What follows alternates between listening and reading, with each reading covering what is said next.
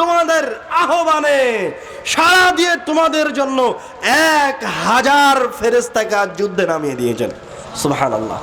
আপনার জয় শুরু হবে, আপনার বিজয় গান শুরু হবে প্রথমে আপনার বাড়ি থেকে, তারপরে আপনার মসজিদ থেকে, তারপরে আপনার সমাজ থেকে, তারপরে একটা সমাজ, দুইটা সমাজ, তারপরে আপনার দেশ থেকে।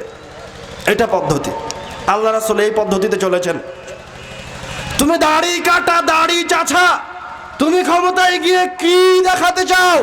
তুমি তো সারাদিন রাত তাহাজ্জুদের সালাত আদায় করলে রব্বুল আলামিন তোমার উপর একবার রহম করবেন না।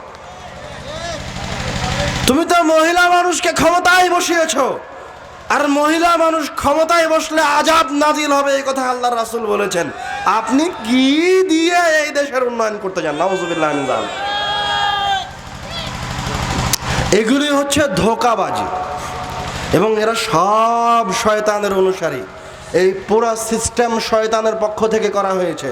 এই সিস্টেম থেকে যদি আপনি বের হয়ে আসতে চান, এই শয়তানের অনুসরণ থেকে যদি আপনাকে বের হয়ে আসতে চান, তাহলে সবার আগে প্রথম পদক্ষেপ, জীবনের প্রথম পদক্ষেপ আপনার সন্তান দিয়ে শুরু করুন, নিজেকে দিয়ে শুরু করুন।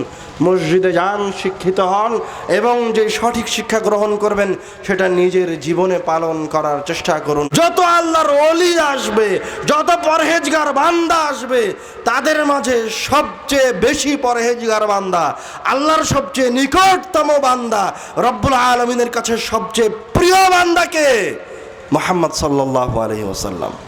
তো কারো যদি অনুসরণ করা লাগে তো আল্লাহর রাসূলের অনুসরণ করব, আরেকজনের কেন অনুসরণ করব? এটা কেমন কথা? আল্লাহ রাসূলকে ছেড়ে দিয়ে আপনি আরেকজনের অনুসরণে চলে গেলেন। নিজেকে মুসলিম না বলে, মুহাম্মাদি না বলে, আহলুল হাদিস না বলে আপনি নিজেকে আরেক ফেরকার নাম বলাকে পছন্দ করছেন। নাউযুবিল্লাহি মিন যালিক। লজ্জা থাকা উচিত, এতটুকু বুদ্ধি মানুষের থাকা উচিত। আপনাকে আবার বলছি, যেমন দেখেন এই বাক্যটাই আপনি একটু বুঝে নেন। আল্লাহুম্মা সাল্লি আলা মুহাম্মদ ওয়া আলা আলি মুহাম্মদ, দরুদ ইব্রাহিমি। বাক্যটা কি? আল্লাহুম্মা সাল্লি আলা মুহাম্মদ, সাল্লি আলা মুহাম্মদ, এটা হচ্ছে বাক্য। এটা আল্লাহর রাসূল বললেন, সাহাবায়ে কেরামগণ বললেন। তো আমাদের যারা আল্লাহর কাছে নিজেদেরকে দাবি করছে যে আরো বেশি পরহেজগার, যারা আল্লাহ রাসূলকে আরো বেশি ভালোবাসা দেখাতে চাচ্ছে, ওরা কি বলছে? সাল্লি আলা সাইয়্যিদিনা মাওলানা মুহাম্মদ। আপনি তো এতটুকু বলতে পারেন, এই বাক্যে যদি, যেহেতু আপনি আরবি ভাষা বুঝেন না, এই বাক্যে যদি সাইয়্যিদিনা আর মাওলানার সরিষা সমপরিমাণ দরকার থাকতো, চুল পরিমাণ প্রয়োজনীয়তা থাকতো, তাহলে এই দুইটা শব্দ সবার আগে আল্লাহর রাসূল সাল্লাল্লাহু আলাইহি ওয়াসাল্লাম বলতেন, সবার আগে সাহাবায়ে কেরামগণ বলতেন। যাবতীয় প্রশংসা মহাপরাক্রমশালী রব্বুল আলামিনের শানে নিবেদিত, যার অশেষ কৃপায় আমরা আজকে এখানে উপস্থিত হতে পেরেছি। সকলেই বলে আলহামদুলিল্লাহ। রব্বুল আলামিনের দরবারে আবারও লাখ কোটি শুকরিয়া জ্ঞাপন করছি এই জন্য যে এই মহান রব্বুল আলামিন অত্র অঞ্চলের হাজার হাজার মানুষের মাঝে থেকে আমার আর আপনার মতো পাপিষ্ঠ বান্দাদেরকে পছন্দ করেছেন তার এবং তার রাসূলের কথা শ্রবণ করানোর জন্য। আবার বলে আলহামদুলিল্লাহ। দরুদ ও সালাম বর্ষিত হোক প্রিয় নবী আহমদ মুস্তাফা মুহাম্মদ মুস্তাফা সাইয়্যিদুল আম্বিয়া ওয়াল মুরসালিনের প্রতি, যাকে রব্বুল আলামিন এই জগৎবাসীর জন্য রহমত হিসেবে প্রেরণ করেছেন। এমন একমাত্র নবী, একমাত্র মানুষ, রব্বুল আলামিনের একমাত্র গোলাম দাস, যার ওপর দরুদ পাঠ করলে বিনিময় রব্বুল আলামিন দরুদ পাঠকারীর ওপর রহমত বর্ষণ করেন, তার মর্যাদাকে বৃদ্ধি করেন, তার পাপকে মিটিয়ে দেন, তার আমল নামায় নেকি লিখে দেন। সুবহানাল্লাহ। এই মহান রাসূলের প্রতি হাজারো দরুদ ও সালাম বর্ষিত হোক। সকলেই বলি সাল্লাল্লাহু আলাইহি ওয়াসাল্লাম। বলেন সাল্লাল্লাহু আলাইহি ওয়াসাল্লাম। রাত এখন বাজে প্রায় 10:30, অনেক দেরি হয়েছে। আমরা লম্বা কথা বলবো না, সংক্ষিপ্ত সময়ে গুরুত্বপূর্ণ কথা বলার চেষ্টা করব ইনশাআল্লাহ। ওমা তৌফিক ইল্লা বিল্লাহ। কথা বলার শুরুতেই যারা দাঁড়িয়ে আছেন এবং এইদিক সেদিক হাঁটাহাঁটি করছেন, তারা হাঁটাহাঁটি করতে পাবেন না, দাঁড়িয়ে কথা শুনতে পাবেন না। কেন দাঁড়িয়ে কথা শুনতে পাবেন না, হাঁটাহাঁটি করতে পাবেন না? আমি যখন বলেছি, যখন বলবো ক্বালা রাসূলুল্লাহ, আল্লাহ রাসূল বলেছেন, অথবা যখন বলবো ক্বালা আল্লাহ, আল্লাহ বলেছেন, তখন একজন শ্রোতার আদব হচ্ছে সে বসে থেকে তার রাসূলের কথা শুনবে। ওর দাঁড়িয়ে থাকার অধিকার নাই, ওর রাস্তা দিয়ে চলার অধিকার নাই। কেউ যদি নিজেকে মনে করে যে আমি আল্লাহ রাসূলের কথা বাজারে বসে শুনবো, হাঁটতে হাঁটতে শুনবো, তো ও আল্লাহ রাসূলের কথা শোনার বৈঠকের যে পদ্ধতি সেটাকে অসম্মান করলো। দ্বিতীয়, তার যেটা ক্ষতি, সে যদি বাজারে দাঁড়িয়ে থাকে আর চকলেট খায় আর এখানে না বসে, তাহলে ওর জন্য ক্ষতি হচ্ছে যে বাজারে আছে ও এখন শয়তানের সাথে আছে, আর যে এখানে আছে কথা শুনছে ও রব্বুল আলামিনের ফেরেশতার সাথে আছে। সুবহানাল্লাহ। এটা অন্তর দিয়ে অনুভব করার বিষয়, বুঝানোরও বিষয় নয়, পিটিয়ে মানানোরও বিষয় নয়। আমাদের সবচেয়ে বড় সমস্যা যে আমরা আমাদের শত্রুকে চিনি না। এটা আমাদের সবচেয়ে বড় সমস্যা। আমরা মনে করি আমাদের সবচেয়ে বড় শত্রু আমেরিকা, আমাদের সবচেয়ে বড় শত্রু ইন্ডিয়া, আমাদের সবচেয়ে বড় শত্রু ইসরায়েল। কোনোদিন নয়। একজন মানুষের সবচেয়ে বড় শত্রু এবং সবচেয়ে শক্তিশালী শত্রু এবং মানুষের সর্বপ্রথম শত্রু হচ্ছে শয়তান। মানুষ যেদিন এটা বুঝতে পারবে যে তার সবচেয়ে বড় শত্রুকে, এবং যেদিন এটা সে চিনতে পারবে এবং অন্তর দিয়ে অনুভব করতে পারবে, ওই দিন সে ভালো পথে আসতে পারবে। মানে আমাদের অন্তরে এই অনুভূতি নাই যে আমি মাজলিসে বসলাম, তো এই মাজলিসে বাস্তবেই মানে অন্তর দিয়ে একবার অনুভব করার চেষ্টা করেন যে এই মাজলিসে বসে আছেন আর এই মাজলিসে আপনার সাথে আল্লাহর ফেরেশতারা আছে। সুবহানাল্লাহ। এটা দেখা যাবে না, কিন্তু অন্তর দিয়ে অনুধাবন করা যাবে, অনুভব করা যাবে। এটা অনুভব করার বিষয়। এটা হচ্ছে রব্বুল আলামিন আছে এই বিশ্বাসের মতো এটাও রব্বুল আলামিনের মালাইকাদের উপর বিশ্বাস, আল্লাহ রাসূলের হাদিসের উপর বিশ্বাস। ওই বিশ্বাস আমাদের নাই, গায়েবের প্রতি বিশ্বাস আমাদের নাই। এই জন্য আমরা ক্ষতিগ্রস্ত, আমরা শয়তানকে চিনি না। আল্লাহ রাব্বুল আলামিন বলছেন কোরআনুল কারীমে সূরা ফাতিরের 7 নম্বর আয়াতে, ইন্নাশ শাইতানা লাকুম আদুউন, শয়তান হচ্ছে তোমাদের শত্রু। ইন্নাশ শাইতানা, নিশ্চয় শয়তান, লাকুম তোমাদের জন্য, আদুউন শত্রু, ফাত্তাখিযুহু, এতটুকু বলাই যথেষ্ট ছিল যে শয়তান তোমাদের জন্য শত্রু। কিন্তু রব্বুল আলামিন এতটুকু বলে থেমে গেলেন না, রব্বুল আলামিন আরো বাড়িয়ে দিচ্ছেন কথা, বলছেন ফাত্তাখিযুহু, তোমরা এই শয়তানকে মনে করো, এই শয়তানকে ধরো, আদুওয়া, তোমাদের শত্রু হিসেবে। এটাকে স্বাভাবিক মনে করিও না। কেন স্বাভাবিক মনে করিও না শয়তানকে? এখনই যদি এখানে কুকুর ঢুকে যায়, পিটিয়ে বের করতে পারবেন না? যদি চোর হামলা করে তো অত্রকালের মানুষ তাদেরকে আটকাতে পারবে না? ডাকাত যদি হামলা করে 999 কল দিলে পুলিশ আসবে, ডাকাত পালিয়ে যাবে, অথবা পুলিশ তাদেরকে গ্রেফতার করবে। যদি এর চেয়ে শক্তিশালী শত্রু হামলা করে তো গুলি করে দেবেন, মরে যাবে। কিন্তু শয়তান যদি আসে তো শয়তানকে হটাবেন কি দিয়ে? এখন এই প্রোগ্রামে যদি শয়তান আসে তো তাকে হটাবেন কি দিয়ে? অস্ত্র কই আপনার? গুলি করলে যাবে? তরবারি দিয়ে মেরে হত্যা করা যাবে? পুলিশ আসলে পালাবে? কোনো কিছুতেই আপনি শয়তানকে ভাগাতে পারবেন না। আপনাকে ওই পদ্ধতিতে ফিরে যেতে হবে যেই পদ্ধতি আল্লাহর রাসূল শিখিয়ে দিলেন, রব্বুল আলামিন শিখিয়ে দিলেন। শয়তান খুবই শক্তিশালী। শয়তান এত শক্তিশালী আপনি কল্পনা করতে পারেন না। আমি সর্বোচ্চ আপনাকে নসিহা করতে পারবো। তার চেয়ে যদি আমি বেশি পারি তো আপনাকে আমি পিটিয়ে কোনো ভালো কাজে বাধ্য করতে পারবো, কিন্তু আমি আপনার অন্তরকে পরিবর্তন বা আপনার অন্তর পর্যন্ত পৌঁছাতে পারবো না, আপনার শরীরে প্রবেশ করতে পারবো না। কিন্তু শয়তান এত শক্তিশালী, শয়তান আপনাদের শিরায় উপশিরায় প্রবেশ করতে পারে, আপনাদের ব্রেনে প্রবেশ করতে পারে, আপনাদের অন্তরে প্রবেশ করতে পারে, অন্তরে প্রবেশ করে ওয়াসওয়াসা দিয়ে ভুল করায়। চিন্তা করেন শয়তান কত শক্তিশালী। আপনি যখন এই প্রোগ্রামের জন্য বের হয়েছেন যে আজকে হাদিস আর কোরআন শুনে যাব, কিছু শিখে যাব, তখন শয়তান প্রতিজ্ঞা করেছে যে আপনাকে এখানে আসতে দিবে না, তারপরেও আপনি চলে এসেছেন। তার মানে কি শয়তান আপনার পিছু ছেড়ে দিয়েছে? শয়তান আপনার পিছু ছেড়ে দেয়নি।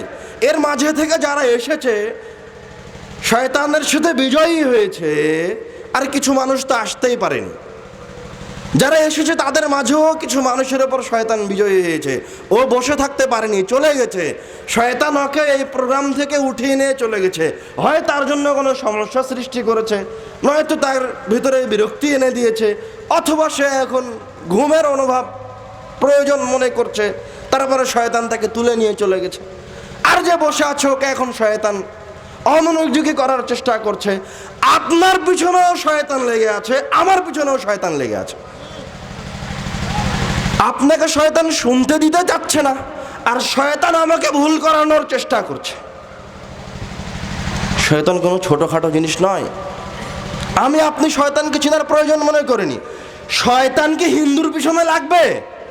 শয়তান কি খ্রিস্টানের পিছনে লেগে আছে? শয়তান কি ইহুদির পিছনে লেগে আছে? এই শয়তান ইহুদির পিছনে লেগে আছে, নাস্তিকের পিছনে লেগে আছে। সরাসরি শয়তানকে আদমকে এসে সরাসরি এভাবে বলেছিল যে আমি শয়তান তোমাকে নির্দেশ দিচ্ছি এই গাছের ফল খাও, এইভাবে বলেছিল। এইভাবে বললে কি আদম আলাইহিস সালাম তার কথা শুনতো? শুনতো না, কোনোদিনই শুনতো না।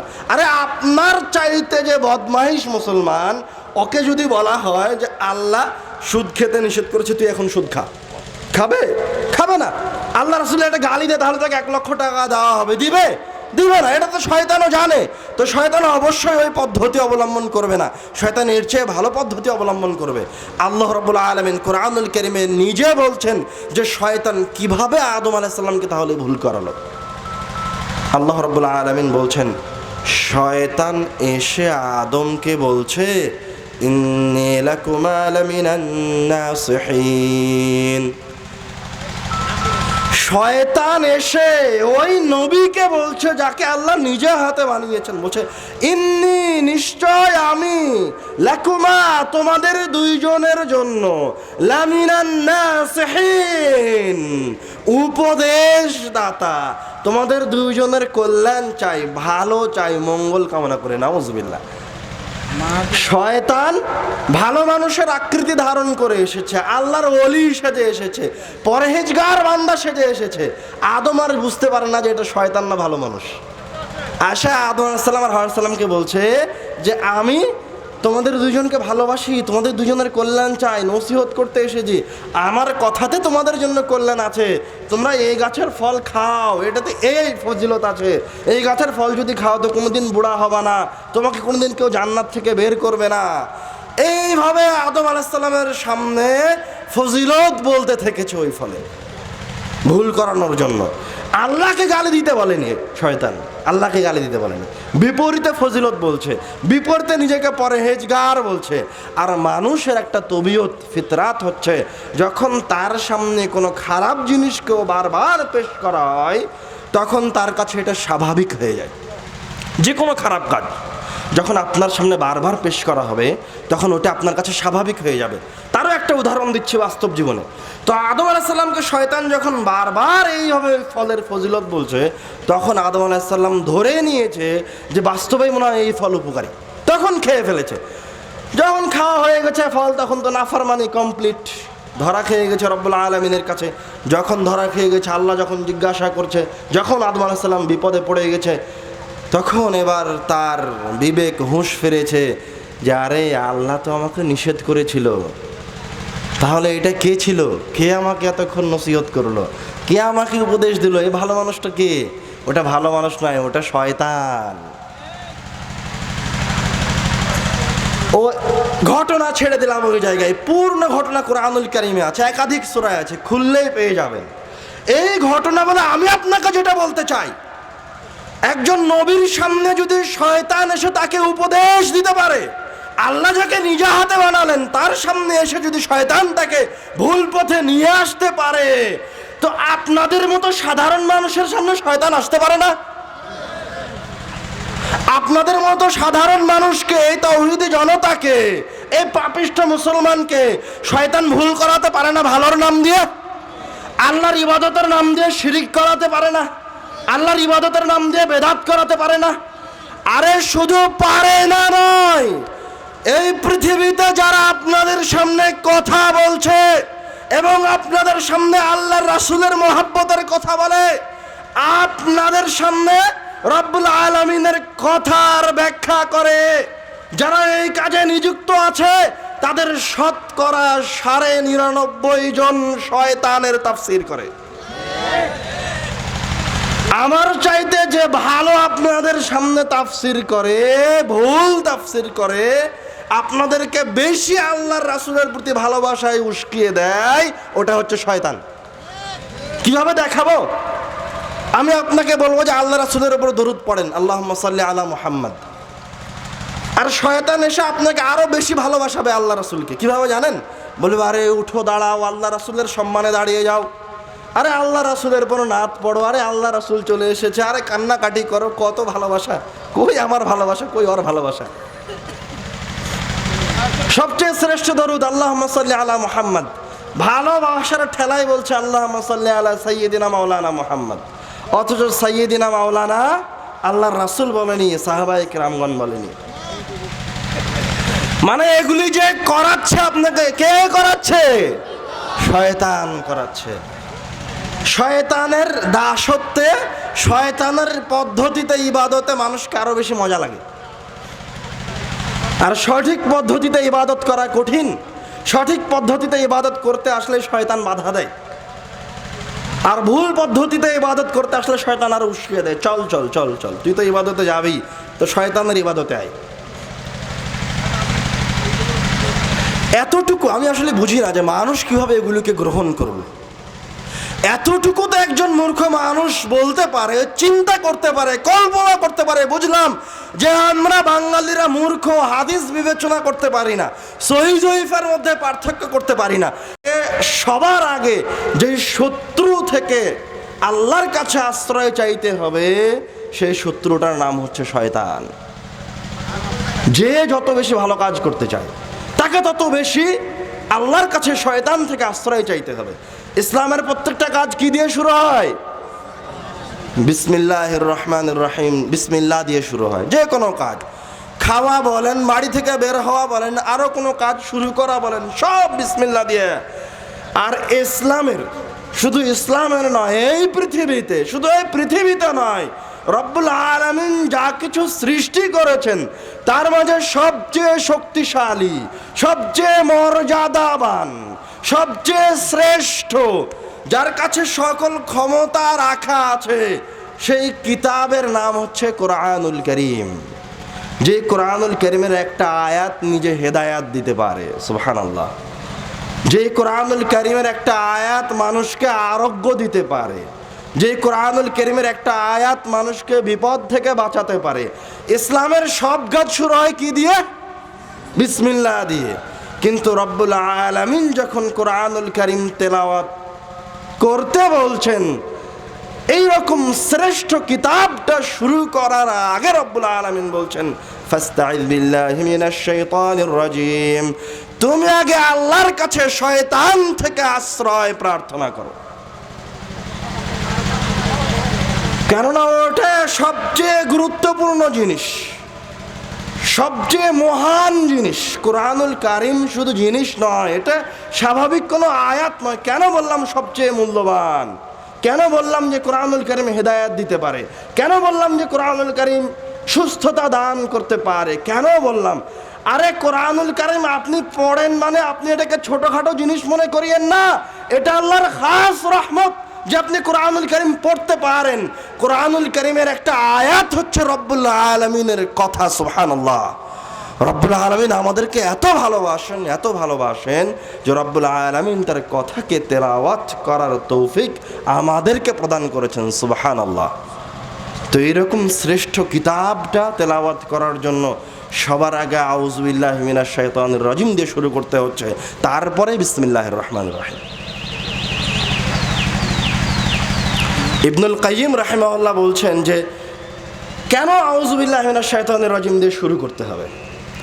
তার যে কারণগুলির কথা বলেছেন তার মাঝে একটা কারণ হচ্ছে, যখন কেউ কোরআনুল কারীম তেলাওয়াত করে, তো কোরআনের আয়াত তেলাওয়াত করলে ওই ব্যক্তির অন্তরে ঈমানের বীজ বপন করা হয়, ঈমানের চারা গজে ওঠে, হেদায়েতের চারা গজে ওঠে কোরআন তেলাওয়াত করলে।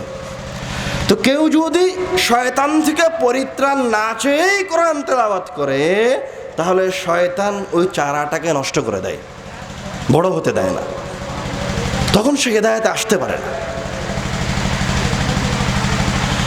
পদে পদে একজন মুসলমানের পদে পদে শয়তান বসে আছে আপনাকে আটকানোর জন্য, আপনাকে বাধা দেওয়ার জন্য, যেন আপনি ভালো কাজ না করতে পারেন। শয়তানকে ছোট মনে করা যাবে না। একজন সাহাবী একদিন আল্লাহ রাসূলকে বলছে কোন এক পর্যায়ক্রমে এক ঘটনায়, তাইসা শয়তান, মানে শয়তান ব্যর্থ হোক, শয়তান হতাশ হোক। তখন আল্লাহ রাসূল সাল্লাল্লাহু আলাইহি ওয়াসাল্লাম বলছেন, লা তাকুল তাইসা শয়তান, তুমি এই কথা বলিও না যে শয়তান ব্যর্থ হোক, শয়তান হতভাগা বা শয়তান হেরে গেছে, এরকম কথা বলিয়েন না। এরকম কথা বললে কি হয়, শয়তান আরো বেশি শক্তি পায়, নিজে গর্ববোধ করে। শয়তানকে হারানো যায় না। শয়তান থেকে আল্লাহর কাছে আশ্রয় চাইতে হয়। আপনি শয়তান হেরে গেছে বললেন মানে আপনি হেরে গেছেন, শয়তান হারে না। শয়তান থেকে সর্বোচ্চ মানুষ একজন মুত্তাকি দূরে থাকতে পারে। এই জন্য আল্লাহ রাসূল বলছেন, আপনি যদি শয়তানকে অপমান করতে চান তো কি করবেন, কিভাবে শয়তানকে অপমান করবেন? আল্লাহ রাসূল সাল্লাল্লাহু আলাইহি ওয়াসাল্লাম বলছেন, তুমি বলো বিসমিল্লাহ। তুমি যদি বিসমিল্লাহ বলো, তাসাগারা শয়তান, শয়তান ছোট হয়ে যায়, এত ছোট হয়ে যায় যে মাছির মতো হয়ে যায়। আপনি যদি মনে করেন যে শয়তানকে অপমান করবেন, ছোট করবেন, তো শয়তানকে গালিগালাজ করিয়েন না। শয়তানকে গালিগালাজ করে লাভ নাই। শয়তানকে গালিগালাজ করলে শয়তান জয়, আপনি জয় না। আপনি বলেন বিসমিল্লাহ, তাহলে শয়তান ছোট হয়ে যাবে। আপনি যদি শয়তানকে কাঁদাতে চান, মানে ও কাঁদুক, কষ্ট দিতে চান, আল্লাহ রাসূল সাল্লাল্লাহু আলাইহি ওয়াসাল্লাম বলছেন, যখন কোরআনুল কারীমের কিছু আয়াতে সিজদা আছে না, যখন কেউ সিজদার আয়াত তেলাওয়াত করে রব্বুল আলামিনের দরবারে সিজদা দেয়, তখন শয়তান ওর কাছ থেকে পালিয়ে যায়, দূরে গিয়ে কান্নাকাটি শুরু করে দেয়। সুবহানাল্লাহ। কেন শয়তান কান্নাকাটি করে? শয়তান দূরে গিয়ে বলে যে আল্লাহ আমাকে সিজদার নির্দেশ দিয়েছিল, কিন্তু আমি ওই দিন এই সিজদাটা করতে পারিনি, এই জন্য আমি জাহান্নামী। আর এই আদম সন্তান আজ সিজদা করছে বলে এই আদম সন্তান জান্নাতে। সুবহানাল্লাহ। শয়তান খুব ভয়ঙ্কর জিনিস, বিপজ্জনক জিনিস। শয়তান থেকে বাঁচার জন্য জীবন বাজি রেখে চেষ্টা করতে হবে। আমি সব সুন্নাতগুলো এখন বলতে যাচ্ছি না, এটা আমার আলোচনার মূল বিষয় নয়, কিন্তু শয়তান থেকে সতর্ক হওয়া এটা জরুরি। এটা হচ্ছে শত্রু, আগে শত্রুকে চিনতে হবে। আমাদের সমস্যা, আমরা শত্রু চিনি না। শত্রু না চিনলে আপনি হামলা করবেন কিভাবে? শত্রু না চিনলে আপনি সালাত পড়ে কি করবেন, হজ করে কি করবেন? শত্রু না চিনলে আপনি আল্লাহর ইবাদত করে কি করবেন? আপনি তো ইবাদত দিয়ে যে নিজে শ্রেষ্ঠ হবেন, শত্রু থেকে নিজেকে রক্ষা করবেন, আল্লাহর কাছে যাবেন, তো আপনি তো শত্রুকে চিনেন না। শত্রুকে চিনলে ইবাদত ভালোভাবে করতে পারবেন। বুঝেননি মনে হয়। রাজবাড়ী এলাকায় বরিশাল থেকে হামলা করা হবে। রাজবাড়ী এলাকার শত্রু বরিশাল এলাকায় অবস্থান করছে। রাজবাড়িতে খবর এসেছে যে শত্রু বাহিনী বের হচ্ছে রাজবাড়ী এলাকা দখল করার জন্য বরিশাল থেকে। রাজবাড়ী এলাকার মানুষ জানে না, খোঁজ খবর নেওয়ার প্রয়োজন মনে করেনি, খালি শুনেছে শত্রু আসছে। তো রাজবাড়ী এলাকার মানুষ শত্রু আসছে শুনে বরিশাল ওইদিকে, বরিশালের দিকে না যেয়ে তাদের সৈন্যবাহিনী ঢাকার দিকে যাত্রা শুরু করেছে শত্রু মারার জন্য। বুঝতে পারেননি? ঢাকার দিকে গুলি ছুটছে, গ্রেনেড ছুটছে, বোমা ছুটছে। তো আগে এখন ঢাকার দিকে যদি আপনি বোমা ছুড়েন, গ্রেনেড ছুড়েন, ওইদিকে যদি আপনার সৈন্যবাহিনী নিয়ে চলে যান, তাহলে কি আপনি শত্রু থেকে বাঁচতে পারবেন? কিছুক্ষণ পর বরিশাল থেকে সৈন্যবাহিনী এসে রাজবাড়ি দখল করে নেবে। তাকে সৈন্যকে চিনা লাগবে, আগে শত্রুকে চিনতে হবে, শত্রু কোথায় থাকে, শত্রু থেকে বাঁচা যাবে কিভাবে, শত্রু কতটা শক্তিশালী। অন্যথায় শত্রু আপনাকে সব জায়গায় ভুল করাবে। শায়েখ তো আপনাদেরকে শয়তান যা যা করে তার অনেকগুলি বলে গেছে। যে ইবাদতটা পরিবর্তন হয়েছে, ওই ইবাদতটা কে পরিবর্তন করেছে? শয়তান পরিবর্তন করেছে। সালাতের পরে মোনাজাত কে নিয়ে এসেছে? শয়তান নিয়ে এসেছে। দরুদে পরিবর্তন কে করেছে? শয়তান করেছে। কেন শয়তান এগুলিতে পরিবর্তন করলো? শয়তান তো সরাসরি মুসলমানকে হিন্দু বানাতে পারত, কিন্তু শয়তান মানুষ অনুযায়ী, ব্যক্তি অনুযায়ী, অবস্থা অনুযায়ী, সময় অনুযায়ী সিদ্ধান্ত নেয়। শয়তান আপনার চাইতে কোটি গুণ বেশি চালাক, বুদ্ধিমান, আপনার মতো বোকা নয় শয়তান। শয়তান কিছু মানুষকে মুসলমান হতে দেয়নি, এটা গেল একটা শয়তানের পদক্ষেপ। 2 নম্বর পদক্ষেপ, কিছু মানুষ মুসলমান হয়ে গেছে, তো ওকে কি এখন শয়তান ছেড়ে দিবে? ওকে তো ছাড়বে না। তো ওকে কি করবে? ওকে তাহলে এখন সঠিক পথে আসতে দিবে না, দূরে রাখার চেষ্টা করবে আল্লাহর জিকির থেকে। তারপরেও কিছু মানুষ তো আল্লাহর জিকির করবেই, করবে না। তো যে আল্লাহর জিকির করবে, ওকে এবার শয়তান ভুল জিকিরটা করাবে, সঠিক জিকির করতে দিবে না। যদি সঠিক জিকির করতেও আসে, তো ওই জায়গাতেও শয়তান চেষ্টা করবে যে তাকে কিভাবে ভুল করানো যায়, কিভাবে এই জিকির থেকে সরানো যায়। এই জন্য আল্লাহ রাসূল সাল্লাল্লাহু আলাইহি ওয়াসাল্লাম প্রত্যেকটা জায়গায় জায়গায় শয়তান থেকে বাঁচার পদ্ধতি শিখিয়ে দিয়েছেন। খেতে বসেছেন, বলেন বিসমিল্লাহ, তাহলে আপনার খাবার শয়তান খেতে পারবে না। বাড়ি থেকে বের হচ্ছেন, বলেন বিসমিল্লাহি তাওয়াক্কালতু আলাল্লাহ লা হাওলা ওয়ালা কুওয়াতা ইল্লা বিল্লাহ, তাহলে শয়তান আপনার ক্ষতি করতে পারবে না। এইভাবে আল্লাহ রাসূল সাল্লাল্লাহু আলাইহি ওয়াসাল্লাম প্রত্যেকটা জায়গায় জায়গায় শয়তান থেকে বাঁচার পদ্ধতি শিখিয়ে দিয়েছেন, দোয়া শিখিয়ে দিয়েছেন। আরে আমি তো বললাম যে কুকুর ঢুকলে কুকুরকে আপনি লাঠি দিয়ে তাড়াতে পারবেন। আপনার নিরাপত্তার প্রয়োজন আছে শয়তান থেকে, তো নিরাপত্তার প্রয়োজন আছে, শয়তান থেকে বাঁচার জন্য আপনার একটা গার্ডের প্রয়োজন আছে। ওই বাড়িতে যেন ডাকাত হামলা না করতে পারে, ওই ব্যাংকে যেন ডাকাত হামলা করে সব অর্থ চুরি না করতে পারে, এই জন্য ব্যাংকের সামনে একজন লোক গুলি নিয়ে দাঁড়িয়ে থাকে না?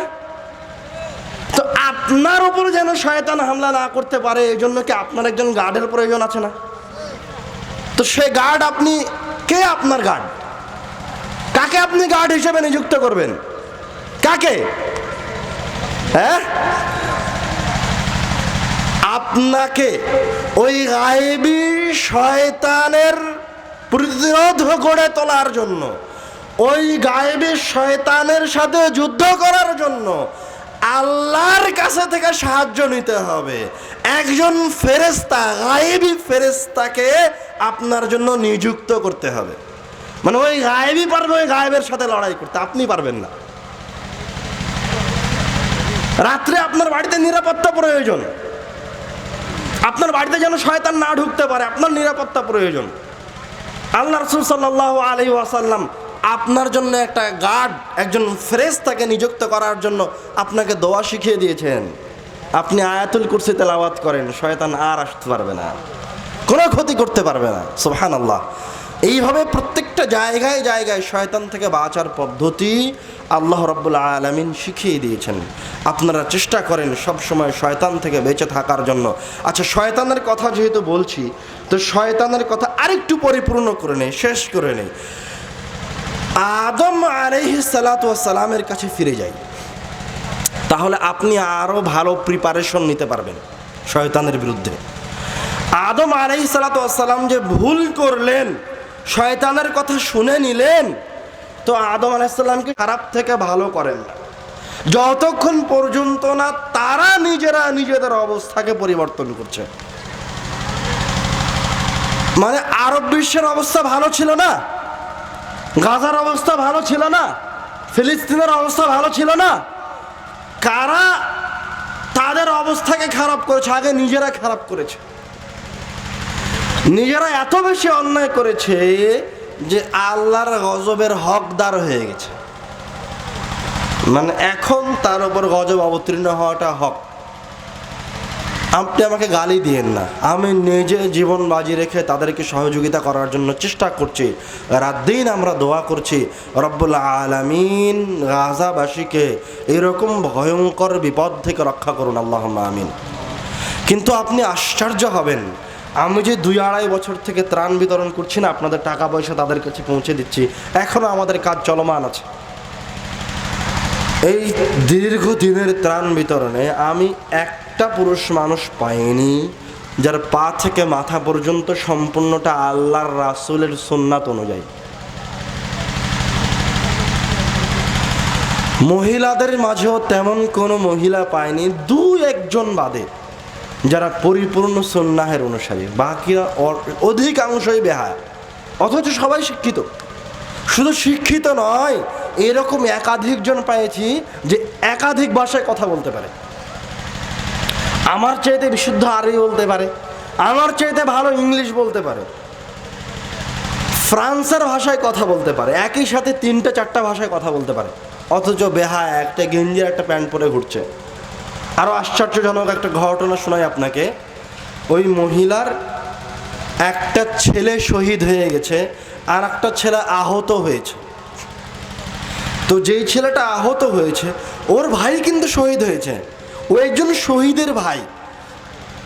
তারপরেও তার কাপড়, ও শুধু আহত নয়, ও হুইল চেয়ারে বসে আছে, পা নড়াতে পারে না। তারপরে ওর কাপড়টা টাকানোর নিচে মাথার চুল এইভাবে কাটা আছে, একদিক থেকে দাগ করে দেওয়া আছে। মেসির অনুসরণ করে, রোনালদোর অনুসরণ করে, নাউজুবিল্লাহ মিন যালিক। অথচ ও যেই কঠিন পরিস্থিতির মাঝে আছে, ওই কঠিন পরিস্থিতিতে একটা মানুষ একটা সেকেন্ড অন্যায় অতিবাহিত করতে পারে না। কিন্তু সংস্কৃতি তাদের এমনভাবে ধ্বংস করে দেওয়া হয়েছে যে ওরা জানে আল্লাহ আছে কিন্তু মানে না। মানে ও হকদার হয়ে গেছে আজাবে। আপনি মনে হয় বুঝতে পারেননি। আজকে বাংলাদেশে আল্লাহর রাসূলকে ভালোবাসে এমন মানুষ আছে, আল্লাহর অনুসরণ করে, বাস্তবেই সঠিক অনুসরণ করে। এই জন্য আজও বাংলাদেশ হয়ে টিকে আছে। আগামীকাল সবাই যদি অত্র অঞ্চলের যে সমস্ত পরহেজগার মহিলা আছে, এরাও যদি আগামীকাল বেহায়া হয়ে যায় আর সবাই মিলে দাড়ি কাটে, দাড়ি চাচ্ছে, আল্লাহর রাসূলের সুন্নাতকে জানার পরেও অপমান করে, তো পরের দিন বাংলাদেশ গাজা হয়ে যাবে। আর আগামীকালকে আজ যে কয়েকটা মানুষ আল্লাহর রাসূলকে অপমান করছে, আল্লাহকে অপমান করছে, এরা যদি অপমান করা থেকে ফিরে এসে আল্লাহর দ্বীনকে পরিপূর্ণভাবে পালন করে, তো পরের দিন বাংলাদেশে যত সমস্যা আছে সব সমস্যা রব্বুল আলামিন নিজে হাতে সমাধান করে দিবেন। এইটা তো আল্লাহ বলে রেখেছেন, ওয়াদা করে রেখেছেন, আল্লাহ রাসূল বলে রেখেছেন, ওয়াদা করে রেখেছেন। আপনি কিভাবে বুঝবেন? আপনি তো এটাও বুঝেন না। আপনাকে বাস্তবে উদাহরণ দেই। বদরের যুদ্ধে সাহাবায়ে কেরামগণ 300 জন, 313 জন, আর কাফেরেরা 1000। ওদের যুদ্ধে সাহাবায়ে কেরামগণ 700 আর কাফেরেরা 3000। খন্দকের যুদ্ধে আরো ভয়ঙ্কর অবস্থা। সাহাবায়ে কেরামগণ মদিনায় ঘেরাও, পুরো আরব বিশ্বের কাফেরেরা একমত হয়ে ঐক্যের সাথে পুরা মদিনা ঘেরাও করেছে, আল্লাহ রাসূলের নাম মিটিয়ে দিবে এই জন্য। 10,000 সৈন্য এসেছে। আর মদিনার ভিতরেও গাদ্দার, ইহুদি গাদ্দাররা অবস্থান করছে, যাদের সংখ্যা অসংখ্য, 300 বা 300-র অধিক। এখনো বুঝেননি। মুতার যুদ্ধে, এই যুদ্ধে আল্লাহ রাসূল নাই, উপস্থিত নাই। তারা সাহাবায়ে কেরামগণ যুদ্ধ করতে গেছেন, মাত্র 2-3 হাজার সাহাবী। যাদের সাথে যুদ্ধে গেছেন তারা তৎকালীন সময়ের পরাশক্তি। এখন যেমন আমেরিকার কাছে বাংলাদেশ বা বাংলাদেশের চাইতে কম শক্তির অধিকারী রাষ্ট্র, তখন রোমানদের কাছে আরববাসী সাহাবায়ে কেরামগণের অবস্থা এরকম। এরকম 2 লক্ষ সৈন্যের সামনে দাঁড়িয়ে আছে 3000 মুজাহিদ। 2 লক্ষ সৈন্য যেই প্রস্তুতি নিয়ে এসেছে, যে হস্তি বাহিনী ওদের কাছে আছে, যে ঘোড়সওয়ার আছে, যে অস্ত্র আছে, এগুলি সাহাবায়ে কেরামগণের কাছে নাই। আরে হাতির বাহিনীর কে সাহাবায়ে কেরামগণের ঘোড়া উট কোনোদিন দেখেইনি। হাতির বাহিনী দেখলে ঘোড়া উল্টা দিকে ঘুরে যায়, পালিয়ে যায়। তো তারা এই 3000 মানুষ, সুবহানাল্লাহ, মসজিদের দিকে যাওয়ার ফজিলত আছে, এই স্কুলে যাওয়ার কোনো ফজিলত নাই। ওই স্কুলে শিখতে যাচ্ছেন, ওই স্কুলে শিখতে যাওয়ার ফজিলত নাই। মসজিদে আবার শিখতে যাওয়ার ফজিলত আলাদা। আল্লাহ রাসূল সাল্লাল্লাহু আলাইহি ওয়াসাল্লাম বলছেন, মান গাদা ইলাল মসজিদ লিয়াতাআল্লামা আও ইউআল্লিমা খায়রান, যে মসজিদে যায় কোনো কিছু শেখার জন্য অথবা কোনো কিছু শেখানোর জন্য, রব্বুল আলামিন সে যতবার মসজিদে এই উদ্দেশ্য নিয়ে যায়, প্রত্যেকবারের বিনিময়ে একটা হজের সমান নেকি প্রদান করেন। সুবহানাল্লাহ। ওই কিন্ডারগার্টেনের মেঝেতে ওই ঘরে পড়াশোনা করার কোনো ফজিলত আছে? নাই। মসজিদে বসে থেকে পড়াশোনা করার ফজিলত আছে? শুধু নাই নয়, আল্লাহ রাসূল সাল্লাল্লাহু আলাইহি ওয়াসাল্লাম বলেছেন, মা জালাসা কওমুন ফি মাজলিসিন। আর একটা আল্লাহ রাসূল সাল্লাল্লাহু আলাইহি ওয়াসাল্লাম বলছেন, যখন কোনো মানুষ আল্লাহর ঘরে বসে পড়াশোনা করে, কোরআনুল কারীমের আয়াত চর্চা করে, হাদিস চর্চা করে, গাশিয়াতহুমুর রাহমাহ, ওরা যে মসজিদে বসে পড়াশোনা করছে, এই জন্য রব্বুল আলামিনের পক্ষ থেকে তাদেরকে তার রহমত ঘিরে ধরে। সুবহানাল্লাহ। নাযালাত আলাইহিমুস সাকিনাহ, আল্লাহর পক্ষ থেকে তাদের উপর প্রশান্তি বর্ষণ করা হয়। সুবহানাল্লাহ। ফেরেশতারা তাদেরকে ঘিরে ধরে রাখে। সুবহানাল্লাহ। এবং যারা মসজিদে বসে পড়াশোনা করছে তাদের কথা ফেরেশতারা আল্লাহর সামনে গিয়ে বলে। সুবহানাল্লাহ। দেখেন দেখেন এবার অত্র এলাকার সব মানুষ শয়তানের অনুসারী। কিভাবে? এলাকার মানুষ তার সন্তানকে মসজিদে পড়াতে পাঠাতে পারে না, পারেনি। এলাকার মানুষ মসজিদে সবচেয়ে ভালো শিক্ষক রাখতে পারেনি। এলাকার মানুষ মসজিদকে শিক্ষা কেন্দ্র হিসেবে গড়ে তুলতে পারেনি। এলাকার মানুষের সন্তান সকালবেলায় উঠে শয়তানের অনুসারী হওয়ার জন্য ব্রাকে যায়, কিন্ডারগার্টেনে যায়, স্কুলে যায়, অথচ ওইদিকে যাওয়ারও ফজিলত নাই, ওখানে বসে পড়ারও ফজিলত নাই, ওখানে বসে থাকারও ফজিলত নাই। আর মসজিদের দিকে যাওয়ার ফজিলত আছে, পড়াশোনা করার জন্য যাওয়ার আলাদা ফজিলত আছে, গিয়ে পড়াশোনা করলে আবার আরো ফজিলত আছে। তো কে আমাদেরকে মসজিদের দিকে যেতে দেয় না? শয়তান যেতে দেয় না। আমাদের সন্তানগুলিকে কে ব্রাকে পড়ানোর জন্য পাঠাতে সহযোগিতা করে? শয়তান সহযোগিতা করে। তাহলে এই এলাকার মুরব্বীরা মসজিদের সভাপতি কার অনুসারী? শয়তানের অনুসারী। মনে কষ্ট নিয়েন না সভাপতি সাহেব, আপনাকে কেউ মসজিদ 2 তলা 5 তলা করার দায়িত্ব দেয়নি, আপনাকে কেউ মসজিদে টাইলস লাগানোর দায়িত্ব দেয়নি, আপনাকে কেউ মসজিদে এসি লাগানোর দায়িত্ব দেয়নি। এই এলাকার মানুষ যেই রকম বাড়িতে বসবাস করে ওই এলাকার মসজিদ হবে ওই রকম। কে বলেছে মসজিদে টাইলস লাগাতে হবে? দলিল কই বেটা? মসজিদে এসি লাগাতে হবে, তার দলিল কই? মসজিদ কারুকার্য খুঁজতে হতে হবে, তার দলিল কই? মসজিদ অট্টালিকার মতো হতে হবে, তার দলিল কই? কোথায় তার দলিল? তুমি মসজিদকে অট্টালিকা বানাইছো, মসজিদের টাইলস লাগানোর পিছনে অর্থ খরচ করেছো, তুমি জনগণের অর্থ মসজিদের টাইলস লাগানোর পিছনে খরচ করেছো। ওটা তুমি শয়তানের তাবেদারিতে খরচ করেছো, শিক্ষার জন্য খরচ করতে পারো না, এই জন্য যে তুমি শয়তানের অনুসরণ করো। শয়তান যে দিবে না, মানুষ জানে আপনি মসজিদে দান করবেন, কিন্তু শয়তান তো আপনাকে দান থেকে আটকাতে পারবে না। শয়তান জানে আপনি মসজিদকে ভালোবাসেন, মসজিদের ভালোবাসা থেকে শয়তান আপনাকে আটকাতে পারবে না। কিন্তু শয়তান এমন এক সিস্টেম তৈরি করেছে যে আপনি ভালোবাসেন মসজিদকে, কিন্তু মসজিদে যেতে পারেন না। আপনার সন্তান পরহেজগার হোক চান, কিন্তু ওই নিষ্পাপ সন্তানটাকে, যে এখনো বালেগ হয়নি, যার আমলনামায় পাপ লেখা হয় না, ওই সন্তানটাকে আপনি আল্লাহর অনুসারী করে আল্লাহর ঘরে পাঠাতে পারছেন না। এর চাইতে কি আফসোসের, এর চেয়ে কি বড় হতভাগা কেউ হতে পারে? এর চেয়ে হতভাগা কেউ হতে পারে না। আপনারা ঠিক বলছেন, আপনার সন্তানটাই মসজিদে যায় না, আপনার মসজিদে মক্তব নাই, আপনার মসজিদে ভালো শিক্ষা ব্যবস্থা নাই, অথচ এই যে এইদিকে খবরদার, আমরা তো লম্বা সময় আলোচনা করব না, 11টা 14 বাজে, 15-20 বাজতে বাজতে আলোচনা শেষ করে দেবো ইনশাল্লাহ।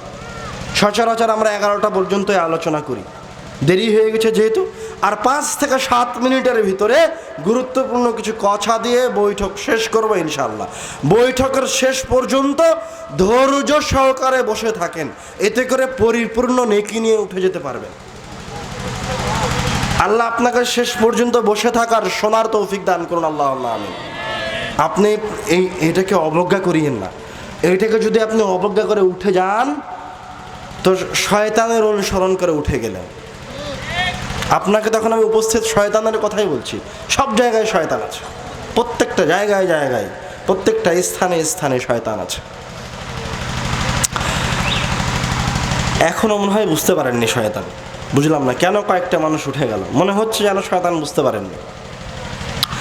বলেন তো, আপনি রাতে ঘুমানোর সময়, আপনারা বাংলায় বলেন তিন কুল, কেন আপনি ওই 3 কুল পড়ে আয়াতুল কুরসি পড়ে থু থু করে মাথা থেকে পা পর্যন্ত মাসাজ করেন? বলেন দেখি। যেন শয়তান আপনার শরীরে প্রবেশ করতে না পারে। তো দোয়া বলাই তো যথেষ্ট ছিল, আপনি কেন পুরো শরীরটা মাসাজ করলেন? শরীরটা মাসাজ করলেন মানে আপনি পুরো শরীরটাকে বন্ধ করে দিলেন, শয়তান যেন কোনো দিক দিয়ে প্রবেশ না করতে পারে। শয়তান যে আপনার এই লোমের গোড়া দিয়ে প্রবেশ করতে পারে, এই জন্য আপনি মাসাজ করলেন যেন লোমের গোড়া দিয়েও শয়তান না প্রবেশ করতে পারে। আমি আপনি শয়তানকে চিনার প্রয়োজন মনে করিনি, বারবার বলছি, আমি আপনি শয়তানকে চিনার প্রয়োজন মনে করিনি। আমি আপনি গায়েবের প্রতি বিশ্বাসকে মজবুত করার প্রয়োজন মনে করিনি। আমি আপনি রব্বুল আলামিনের কাছে সাহায্য চাই ঠিকই, কিন্তু নিজে রব্বুল আলামিনকে অপমান করি, তো কিভাবে সাহায্য আসবে? আল্লাহ রাসূলকে ভালোবাসি ঠিকই, ভালোবাসার কথা বলে একটু পরে আল্লাহ রাসূলকে অপমান করি, তো কিভাবে রব্বুল আলামিন আপনাকে বিনিময় দিবেন? বলেন কিভাবে দিবেন? আমি আর অন্য কোনো দিকে যাচ্ছি না, যেহেতু এই কথাই বলে আসছিলাম, এটা অন্যতম সবচেয়ে জরুরি বিষয়। এটা একজন মানুষের জন্য শয়তান চিনা এবং শয়তান থেকে দূরে থাকতে পারা সফলতা, শয়তান থেকে বেঁচে থাকতে পারাই সফলতা, শয়তানকে চিনতে পারাই সফলতা। শত্রুকে চিনতে পারলে আপনি প্রস্তুতি নিতে পারবেন। আমি আপনাকে একটা উদাহরণ দিই এই বাস্তব জীবন থেকে। আপনি কি মনে করছেন যে আল্লাহ রাব্বুল আলামিন কোনো দেশের উপরে জুলুম চাপিয়ে দেন অন্যায়ভাবে? আল্লাহ কি কোনো দেশবাসীর উপরে, কোনো মানুষের উপর অন্যায় করেন?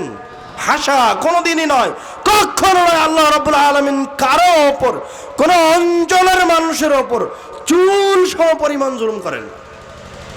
ইন্নাল্লাহা লা ইয়াযলিমু মিসকালা যাররা, আল্লাহ সরিষার দানা সম পরিমাণ জুলুম করেন না। তাহলে আজকে এই গাজার মানুষ নির্যাতিত কেন, নিষ্পেষিত কেন? তারা আজকে এই পৃথিবীর মাটিতে সবচেয়ে বেশি শাস্তি পাচ্ছে কেন? তার উত্তর কি আপনার কাছে? হ্যাঁ, আপনি বলবেন আজকে আমাদের সামরিক শক্তি নাই। ঠিক আছে, একটা কারণ গেল, সামরিক শক্তি নাই। ঠিক আছে, আপনি বলবেন যে আরব বিশ্ব তাদেরকে সহযোগিতা করছে না, মানলাম, ওইটাও দ্বিতীয় কারণ। এই কারণেও আজকে তারা নির্যাতিত। কিন্তু মুসলমানেরা কি কোনোদিন তাদের শক্তি দিয়ে বিজয় অর্জন করেছে? ইতিহাসের পাতায় একটা বিজয় নাই যেটা মুসলমানরা শক্তি দিয়ে অর্জন করেছে। মুসলমানরা কি দিয়ে বিজয় অর্জন করেছে? আল্লাহর সাহায্য, বুঝলাম, কিন্তু আল্লাহর সাহায্য কার উপরে এসেছে? যারা আল্লাহর রাসূলকে ভালোবাসে, তার মতো দেখতে, তার মতো দেখতে, তার অনুসরণ করে আল্লাহকে ভালোবাসে, তাদের উপর আল্লাহর রহমত নেমে আসে। আপনি জানেন যে দাড়ি কাটা অন্যায়, আপনি জানেন তাহলের নিচে কাপড় পরিধান করা অন্যায়, আপনি জানেন যে বেপরদা অবস্থায় বের হওয়া অন্যায়, আপনি শত শত অন্যায় করে আল্লাহর কাছে এসে বলছেন যে আল্লাহ আমাকে সাহায্য করে, এই বিপদ থেকে বাঁচাও, তো আল্লাহ আপনাকে বাঁচাবে? আপনি একটু আগেই ক্লিন সেভ করে আসলেন, মানে একটু আগেই ক্লিন সেভ করে আসে একটু পরে আল্লাহ রাসূলের ভালোবাসার কথা বলছেন। নাউযুবিল্লাহি মিন যালিক। আপনার চাইতে মুনাফিক, বড় মুনাফিক আর কেউ নাই। এত বড় মুনাফিক এখনই বলছে যে আমি ওকে ভালোবাসি, একটু পরে ওকেই পিটাচ্ছে, ওকেই জবাই করছে। আপনি আরো একটু স্পষ্ট হন কেন গজব নেমে আসে। আল্লাহ রাসূল সাল্লাল্লাহু আলাইহি ওয়াসাল্লামের এই হাদিসে আরো বেশি স্পষ্ট হতে পারবেন। আল্লাহ রাসূল সাল্লাল্লাহু আলাইহি ওয়াসাল্লাম বলছেন, ইন্নাল্লাহা ইয়ারফাউ বিহাযাল কিতাবি আকওয়ামান, আল্লাহ এই কিতাবটা দিয়ে, কোরআনুল কারীম দিয়ে একটা জাতিকে সম্মানিত করেন, মর্যাদাবান করেন, শ্রেষ্ঠ করেন, শক্তি দান করেন, অপরাজেয় করে তোলেন এই কিতাবটা দিয়ে। এই অংশের সাথে সবাই বিশ্বাসী এবং সবাই হাদিসের এই অংশের সাথে পরিচিত। এই অংশের শেষে আল্লাহ রাসূল আরেকটা কথা বললেন, ওয়ায়াদাউ বিহি আখারিন, আল্লাহ আবার এই কিতাবটা দিয়েই একটা জাতিকে নিচে নামিয়ে দেন, ধ্বংস করেন, ওদের ওপর গজব নামিয়ে দেন। এটা আবার কেমন কথা? এটা আবার কেমন কথা গো, যে কোরআনুল কারীমকে ওই জাতির ওপর গজব নাজিলের কারণ করে দেওয়া হয়? এর ব্যাখ্যা আপনি কি করবেন? আল্লাহ রাব্বুল আলামিন কোরআনুল কারীমে বলছেন, ইন্নাল্লাহা লা ইউগাইয়িরু মা বিকওমিন হাত্তা ইউগাইয়িরু মা বিআনফুসিহিম, আল্লাহ ওই কওমের অবস্থা পরিবর্তন করেন না, উল্টিয়ে দেন না, ভালো থেকে খারাপ করেন না। যত আল্লাহর ওলি আসবে, যত পরহেজগার বান্দা আসবে, তাদের মাঝে সবচেয়ে বেশি পরহেজগার বান্দা, আল্লাহর সবচেয়ে নিকটতম বান্দা, রব্বুল আলামিনের কাছে সবচেয়ে প্রিয় বান্দাকে মুহাম্মদ সাল্লাল্লাহু আলাইহি ওয়াসাল্লাম। তো কারো যদি অনুসরণ করা লাগে তো আল্লাহর রাসূলের অনুসরণ করব, আরেকজনের কেন অনুসরণ করব? এটা কেমন কথা? আল্লাহ রাসূলকে ছেড়ে দিয়ে আপনি আরেকজনের অনুসরণে চলে গেলেন। নিজেকে মুসলিম না বলে, মুহাম্মাদি না বলে, আহলুল হাদিস না বলে আপনি নিজেকে আরেক ফিরকার নাম বলাকে পছন্দ করছেন। নাউযুবিল্লাহি মিন যালিক। লজ্জা থাকা উচিত, এতটুকু বুদ্ধি মানুষের থাকা উচিত। আপনাকে আবার বলছি, যেমন দেখেন এই বাক্যটাই আপনি একটু বুঝে নেন, আল্লাহুম্মা সাল্লি আলা মুহাম্মদ ওয়া আলা আলি মুহাম্মদ, দরুদ ইব্রাহিমি। বাক্যটা কি? আল্লাহুম্মা সাল্লি আলা মুহাম্মদ, সাল্লি আলা মুহাম্মদ, এটা হচ্ছে বাক্য। এটা আল্লাহর রাসূল বললেন, সাহাবায়ে কেরামগণ বললেন। তো আমাদের যারা আল্লাহর কাছে নিজেদেরকে দাবি করছে যে আরো বেশি পরহেজগার, যারা আল্লাহ রাসূলকে আরো বেশি ভালোবাসা দেখাতে চাচ্ছে, ওরা কি বলছে? সাল্লি আলা সাইয়্যিদিনা মাওলানা মুহাম্মদ। আপনি তো এতটুকু বলতে পারেন, এই বাক্যে যদি, যেহেতু আপনি আরবি ভাষা বুঝেন না, এই বাক্যে যদি সাইয়্যিদিনা আর মাওলানার সরিষা সম পরিমাণ দরকার থাকতো, চুল পরিমাণ প্রয়োজনীয়তা থাকতো, তাহলে এই দুইটা শব্দ সবার আগে আল্লাহর রাসূল সাল্লাল্লাহু আলাইহি ওয়াসাল্লাম বলতেন, সবার আগে সাহাবায়ে কেরামগণ বলতেন।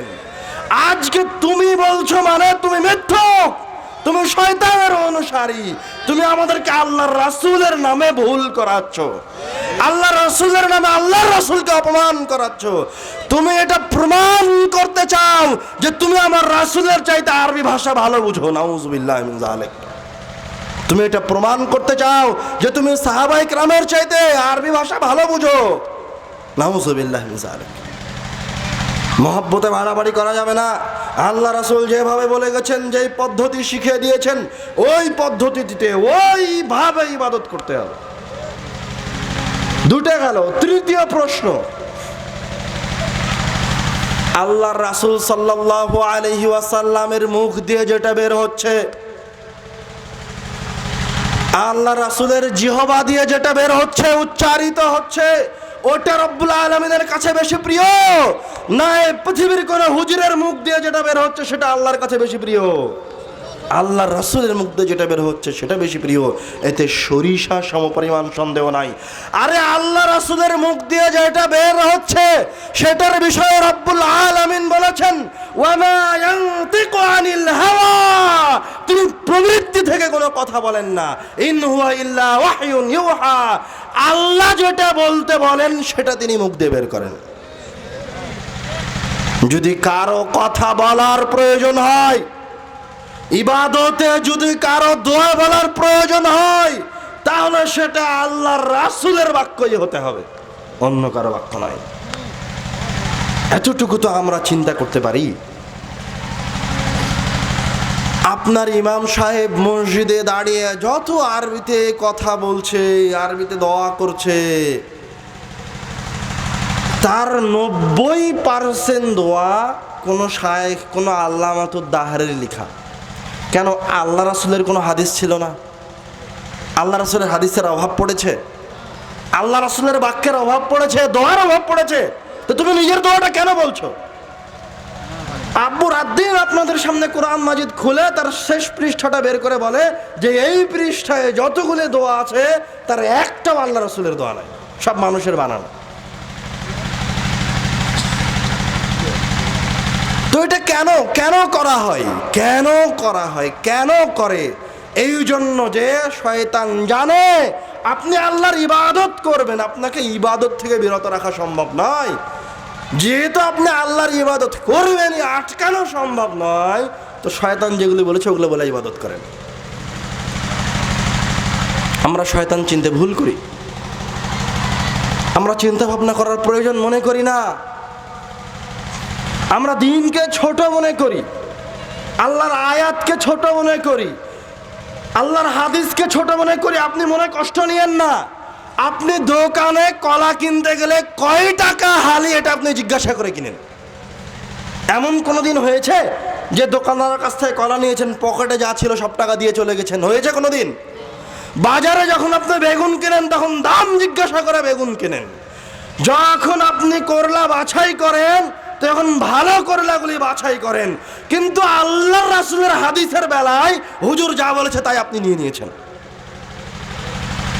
আপনার কাছে আল্লাহর রাসূলের একটা হাদিস ওই কলার চেয়ে সস্তা, আল্লাহ রাসূলের একটা হাদিস আপনার চেয়ে ওই করলার চেয়ে সস্তা, আপনার কাছে আল্লাহ রাসূলের একটা বাক্য ওই খালি ডিমের চেয়ে সস্তা। নাউযুবিল্লাহি মিন যালিক। কিভাবে হলো? কিভাবে হলো এরকম? আপনার তো ব্রেন আছে, এমন তো নয় যে আপনার ব্রেনই নাই। যদি ব্রেন না থাকে, আপনি যদি পাগল হন, তো আপনার কোনো ইবাদতও নাই, আল্লাহ আপনার আমলনামায় কোনো পাপ লিখবে না। কিন্তু আপনার যদি ব্রেন থেকে থাকে তো আপনি অন্তত জিজ্ঞাসা করেন। এই জিজ্ঞাসার অধিকার দেওয়া হয়েছে, এই জিজ্ঞাসা করতে বলা হয়েছে, দলিল দেখতে বলা হয়েছে, শুধু দেখতে বলা হয়নি। আপনাকে একটা আশ্চর্যজনক কথা বলি, আপনার কাছে আশ্চর্যজনক মনে হবে। হাদিসে তো 1400 বছর থেকে আছে, আপনি কোনোদিন চিন্তা ভাবনা করার প্রয়োজন মনে করেন? কবরে যখন ফেরেশতা জিজ্ঞাসা করেছে মান রব্বুক, তোমার রব কে? বলেছেন আল্লাহ। তোমার দিন কি? বলেছেন ইসলাম। তোমার রাসূলকে? এই লোকটাকে কি চেনা যায়? বলেছেন চেনা যায়, হুয়া রাসূলুল্লাহ, এটা আল্লাহর রাসূল। প্রশ্ন সবগুলোই আপনি সঠিক দিয়েছেন। তিনটা প্রশ্ন সঠিক দেওয়ার পর আবার ফেরেশতা জিজ্ঞাসা করবে মা ইউদরিকা, তুমি যে কথা বললে তোমার রব আল্লাহ, তোমার দিন ইসলাম, এটা আল্লাহর রাসূল, তার দলিল দে বেটা। আরে সঠিক বলার পরেও দলিল চায়, কবরে সঠিক বলার পরেও দলিল চাওয়া হবে। তখন আপনাকে বলতে হবে ক্বরা'তু কিতাবাল্লাহ ফাআমানতু বিহি, আমি আল্লাহর কিতাব পড়েছি, তারপর ঈমান আনয়ন করেছি। আমি বুঝে সুঝে পড়াশোনা করে চিন্তা ভাবনা করে ঈমান আনয়ন করেছি। তখন আসমান থেকে আহ্বান আসবে, আন সাদাকা আব্দি, আমার বান্দা সত্য বলেছে। সুবহানাল্লাহ। তো আপনার এই দুনিয়াতে দলিলের প্রয়োজন নাই? দলিলের প্রয়োজন আছে না নাই? অবশ্যই আছে, 100 বার আছে। দলিল ছাড়া একটা কাজ করব না, ওই ইবাদতই করব না দলিল না পাওয়া পর্যন্ত, কোনো সমস্যা নাই। আপনি সুন্নাত পালন করিয়েন না দলিল না পাওয়া পর্যন্ত, কোনো সমস্যা নাই, পাপ হবে না। 5 ওয়াক্ত ফরজ সালাত আদায় করেন, সুন্নাত পড়িয়েন না, সুন্নাতের দলিল লাগবে তারপর সুন্নাত পড়বো। কেননা সুন্নাত ছুটে গেলে কোনো পাপ নাই, নফল ইবাদত ছুটে গেলেও কোনো পাপ নাই। কিন্তু না জেনে যদি আপনি এমনি একটা দোয়া পড়েন, এমনি একটা ইবাদত করেন, তো ইবাদত আপনাকে জাহান্নামে নিয়ে চলে যাবে। কিন্তু বাদ পড়ে গেলে, বাদ পড়ে যাওয়ার কারণে আপনাকে জাহান্নামে নিয়ে যাওয়া হবে না। কথা কি বুঝতে পারছেন? এই জন্য চিন্তা ভাবনা করার প্রয়োজন আছে, বিবেচনা করার প্রয়োজন আছে, শয়তানকে চিনার প্রয়োজন আছে। শত্রুকে না চিনলে টিকে থাকা যাবে না। শত্রুকে না চিনলে শত্রু আপনাকে যে কোনো সময় মিনিটের মাঝে পথভ্রষ্ট করে ফেলবে। আদম আলাইহিস সালাম বেঁচে আছে? মারা গেছে। তারপরে যে সমস্ত নবীরা এসেছে, নূহ আলাইহিস সালাম, মুসা আলাইহিস সালাতু ওয়াস সালাম, হারুন আলাইহিস সালাম, ঈসা আলাইহিস সালাম, অসংখ্য শত শত নবীরা এসেছে, যারা শয়তান থেকে সতর্ক করার জন্য আপনাদের কাছে এসেছিল। এই সমস্ত কোন নবীকে বেঁচে আছে? সবাই মারা গেছে। তো ওই ইবলিসটা যে আদম আলাইহিস সালামকে ভুল করিয়েছিল, ওই ইবলিস কি মরে গেছে? ওই ইবলিস বেঁচে আছে। কেন এই কথা বললাম? ওই ইবলিস হচ্ছে কোটি কোটি বছর থেকে আপনাকে ভুল করাচ্ছে, পথভ্রষ্ট করাচ্ছে। আর আপনার বয়স কেবল 60 বছর। ওই শয়তানের কাছে আপনি কচি বাচ্চা। আপনাকে সেকেন্ডের মাঝে শয়তান কোথায় নিয়ে যাবে আপনি নিজেও ভাবতে পারেন না। একটা চুটকির বিষয় আপনাকে পথভ্রষ্ট করা শয়তানের কাছে। এই জন্য পদে পদে, সেকেন্ডে সেকেন্ডে, মিনিটে মিনিটে আল্লাহ রাসূলের হাদিসে ফিরে আসতে হবে। শয়তান থেকে আল্লাহর কাছে পরিত্রাণ চাইতে হবে। আমরা আল্লাহর কাছে শয়তান থেকে পরিত্রাণ চাইবো তো ইনশাআল্লাহ? বিবেচনা করে ইবাদত করব ইনশাআল্লাহ? দলিল চাইবো ইনশাআল্লাহ? শয়তানকে আমাদের শত্রু না বন্ধু? শয়তান আছে, আমাদের পিছনে শয়তান লেগে আছে। খবরদার ভুলে যেন না। যখনই ভুলে যাবেন শয়তানকে, তখনই শয়তান আপনাকে ভুল করাবে। আর যতক্ষণ মনে থাকবে শয়তানের কথা, ততক্ষণ আপনি শয়তান থেকে বাঁচার চেষ্টা করবেন, আল্লাহর কাছে পানাহ চাইবেন শয়তান থেকে। আপনাকে আরো একটা উদাহরণ দেই। অত্র এলাকায় কয়টা স্কুল আছে? কয়টা ব্র্যাক আছে? কয়টা কেজি স্কুল আছে? কয়টা কিন্ডার গার্ডেন আছে? আনুমানিক কয়টা আছে? 20-25টা হবে। রাজবাড়ি এলাকায় ধরে নিলাম, রাজবাড়ি কি জেলা না উপজেলা নাকি? জেলা। রাজবাড়ি জেলায় ধরে নিলাম যে সব মিলে কমই ধরলাম 50টা কিন্ডার গার্ডেন স্কুল, প্রাইমারি, ব্র্যাক সব মিলিয়ে 50টা। মসজিদ কয়টা আছে? রাজবাড়ি অঞ্চলে কয়টা মসজিদ আছে? শও মসজিদ আছে। রাজবাড়ি অঞ্চলে শও মসজিদ আছে। ধরে নিলাম 100 মসজিদ আছে, আর 50টা কিন্ডার গার্ডেন আছে। তো মসজিদে ছাত্র সংখ্যা বেশি না কিন্ডার গার্ডেনে ছাত্র সংখ্যা বেশি? কিন্ডার গার্ডেনে বেশি। আপনার বাচ্চাটা সকালবেলায় কিন্ডার গার্ডেনে যায় না মসজিদে যায়? কিন্ডার গার্ডেনে যায়, ব্র্যাকে যায়। আমি আপনাকে শুধু এতটুকু বলতে চাই, এতটুকু জিজ্ঞাসা করতে চাই, ওই কিন্ডার গার্ডেন, ওই ব্র্যাকে, ওই প্রাইমারিতে দিকে হেঁটে যাওয়ার কোনো ফজিলত আছে?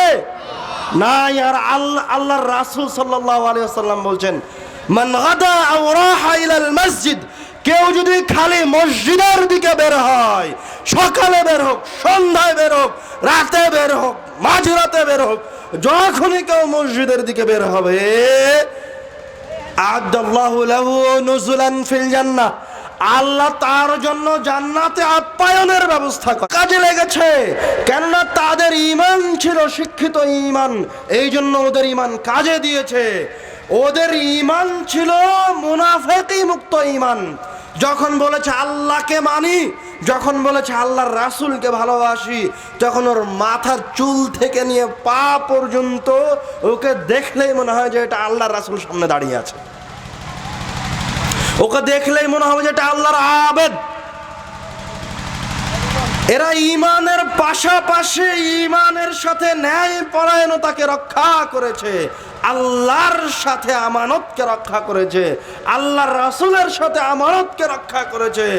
রক্ষা করে যখন রব্বুল আলামিনকে আহ্বান করেছে যে হে আল্লাহ, তুমি ছাড়া আমাদের বাঁচানোর আজকে কেউ নেই, আজকে আমরা আমাদের শক্তি দিয়ে যুদ্ধ করতে পারবো না, তুমি যদি সাহায্য না করো, তুমি আমাদেরকে সাহায্য করার ওয়াদা করেছো, তোমার কাছে সাহায্য চাচ্ছি। বদরের যুদ্ধে তো রব্বুল আলামিন আয়াতই বলে দিলেন যে কতজন ফেরেশতা ছিল। আল্লাহ রব্বুল আলামিন কোরআনুল কারীমে বলছেন ইয তাস্তাগীসুনা রাব্বাকুম, যখন তোমরা আল্লাহর কাছে সাহায্য চাইছিলে, আল্লাহকে বলছিলে যে আজকে আমাদের শক্তি নাই, তোমার সাহায্য প্রয়োজন, তুমি নির্দেশ দিয়েছো তাই এই মাঠে হাজির হয়েছো যুদ্ধ করার জন্য, বাস্তবে তো তাদের কাছে কিছু নাই, তো তোমার সাহায্য প্রয়োজন। তখন আল্লাহ রাব্বুল আলামিন বলছেন আইয়ুমিদ্দাকুম রাব্বুকুম বিআলফিন মিনাল মালায়েকাতি মুরদিফিন, আর তোমাদের রব তোমাদের আহ্বানে সাড়া দিয়ে তোমাদের জন্য 1000 ফেরেশতাকে আজ যুদ্ধে নামিয়ে দিয়েছেন। সুবহানাল্লাহ। এরকম উহুদের যুদ্ধেও ফেরেশতারা যুদ্ধ করতে এসেছিল, এরকম হুনাইনের যুদ্ধেও ফেরেশতারা যুদ্ধ করতে এসেছিল, এবং এগুলোর বিষয়ে আয়াত অবতীর্ণ হয়েছে যে বাস্তবেই ফেরেশতারা যুদ্ধে নেমেছিল। সাহাবী তরবারি বের করেছে সামনের শত্রুকে হত্যা করার জন্য, তরবারি চালায়নি, দেখে ওর শরীর থেকে মাথা বিচ্ছিন্ন হয়ে পড়ে গেল। সুবহানাল্লাহ, আশ্চর্য। আশা আল্লাহ রাসূলকে বলছে এটা কিভাবে হলো? তখন যে ফেরেশতারা যুদ্ধ করছিল তোমাদের সাথে। সুবহানাল্লাহ। তো মুতার যুদ্ধে 2 লক্ষ বাহিনীর সাথে 3000 সৈন্য মুজাহিদ যুদ্ধ করেছে। 3000 মুজাহিদ যুদ্ধ করেনি, তাদের ঈমান এবং রব্বুল আলামিনের সাহায্যে, রব্বুল আলামিনের পক্ষ থেকে তাদের সাহায্যে ফেরেশতারা এসে ফেরেশতারা যুদ্ধ করেছে, দিয়ে জয় নিয়ে এসেছে। ওই সাহায্য আজ মুসলমানদের প্রয়োজন। মুসলমানরা কোনোদিন শক্তি দিয়ে ক্ষমতা দিয়ে জয় অর্জন করতে পারবে না। এটা হচ্ছে মুসলমানদের সাথে সবচেয়ে বড় মুনাফিকি, যারা আপনাদেরকে বলে যে ক্ষমতাটা নেই তারপরে ইসলাম কায়েম করবে, এর চেয়ে বড় মুনাফিকি নাই। এটা হচ্ছে ধোঁকাবাজি, আল্লাহর সাথে ধোঁকাবাজি, মানুষের সাথে ধোঁকাবাজি, আল্লাহ রাসূলের পদ্ধতির সাথে মুনাফিকি।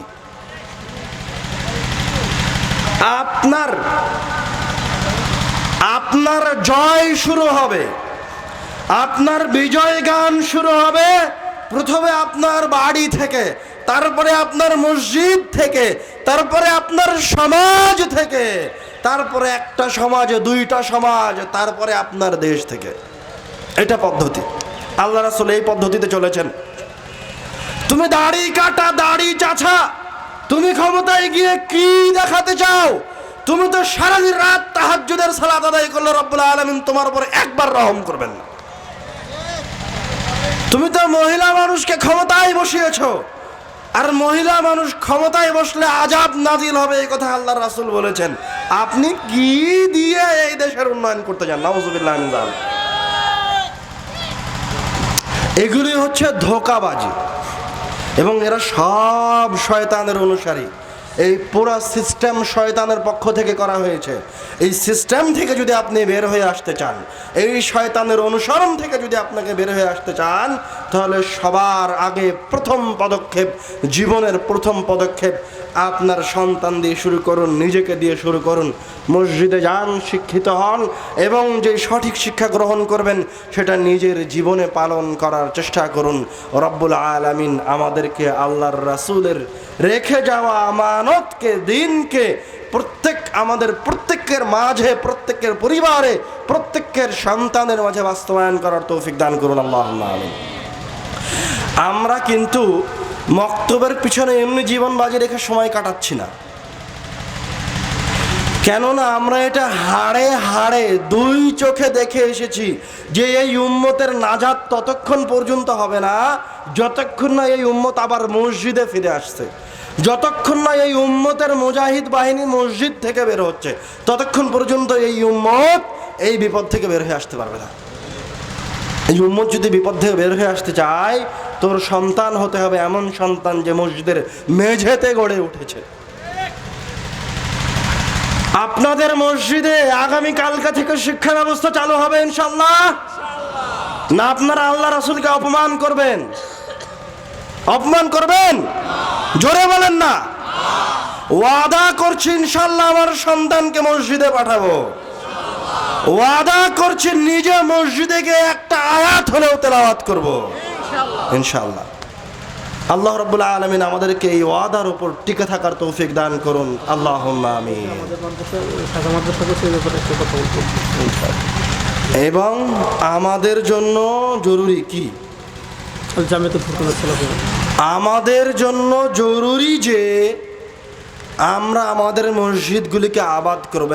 এখন পর্যন্ত আদ-দাওয়া ইলাল্লাহর পক্ষ থেকে, আল জামিয়া আস-সালাফিয়ার পক্ষ থেকে প্রতিষ্ঠান ছাড়াও যেহেতু মানুষের বাড়িতে বাড়িতে দাওয়াত প্রয়োজন, এই জন্য এখন পর্যন্ত আমরা আলহামদুলিল্লাহ প্রায় 700-র মতো মক্তব পুরো বাংলাদেশে পরিচালনা করছি আলহামদুলিল্লাহ।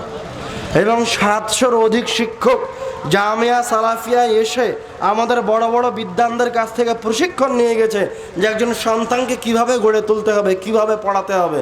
আলহামদুলিল্লাহ, আপনিও আপনার মসজিদ দিয়ে শুরু করেন, সন্তানকে মসজিদে পাঠান। ওটাই হোক আমার এবং আমার সন্তানের জীবনের সূচনা, পথ চলার সূচনা ইনশাআল্লাহ। আল্লাহ রাব্বুল আলামিন কবুল করুন।